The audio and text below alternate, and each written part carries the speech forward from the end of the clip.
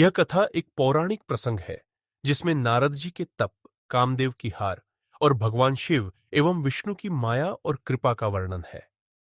एक समय की बात है, ब्रह्मा जी के पुत्र नारद जी हिमालय की एक गुफा में बैठकर गहरी तपस्या करने लगे। वे मौन होकर शिव जी का ध्यान कर रहे थे। नारद जी की यह तपस्या बहुत कठोर और लंबी थी। इधर देवराज इंद्र को चिंता हुई। उन्होंने सोचा कि कहीं नारद जी यह तप इसलिए तो नहीं कर रहे कि वे मेरा स्वर्ग राज्य मांग लें। डर के कारण इंद्र ने अपने मित्र और सहयोगी कामदेव को बुलाया और कहा, हे कामदेव, तुमने पहले भी कई ऋषियों का तप तोड़ा है, आज नारद की तपस्या को भी भंग कर दो। कामदेव नारद जी की तपस्या भंग करने गया। वह सुंदर अप्सराओं के साथ गया। उन्होंने नृत्य, संगीत और तरह तरह की चेष्टाएं की जिससे नारद जी का मन डोले। लेकिन नारद जी की तपस्या अटूट रही।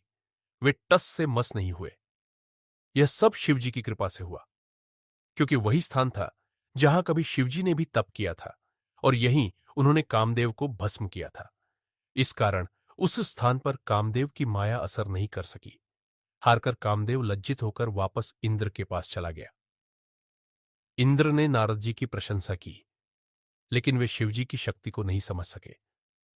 तपस्या पूर्ण होने पर नारद जी को अभिमान हो गया। उन्हें लगा कि उन्होंने कामदेव पर विजय पा ली है और इस पर उन्हें गर्व हो गया। वे यह समाचार भगवान शिव को बताने कैलाश पर्वत गए। शिवजी ने नारद जी को चेताया।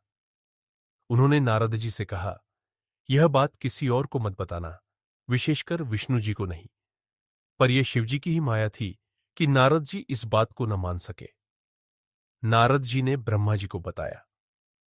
ब्रह्मा जी ने भी मना किया कि यह बात किसी को मत बताना, लेकिन नारद जी ने उनकी बात भी नहीं मानी। अंत में वे विष्णु जी के लोक पहुंच गए। विष्णु जी ने उनका स्वागत किया और पूछा, आप कहां से आ रहे हैं? नारद जी ने गर्व से अपनी तपस्या और कामदेव पर विजय की पूरी बात बताई। विष्णु जी ने नारद जी की प्रशंसा की, लेकिन मन ही मन शिव जी की माया की स्तुति की। उन्होंने कहा, हे नारद जी, आप तो तपस्वी हैं, ब्रह्मचारी है। आप पर काम क्रोध का कोई असर नहीं होता। कामदेव बेचारा आपका क्या बिगाड़ सकता है?